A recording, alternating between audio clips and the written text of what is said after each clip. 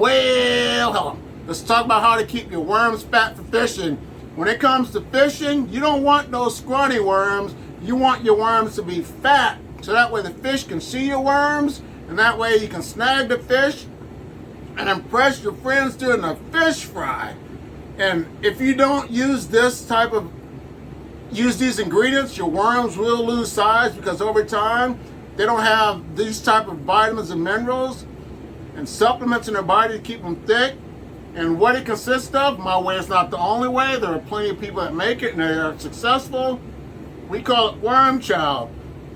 And now when you make this special ingredient, all you have to do is lightly sprinkle it on top of your worm farm, cover it up, and then feed them that about once a week, and that way that will help them to contain their size.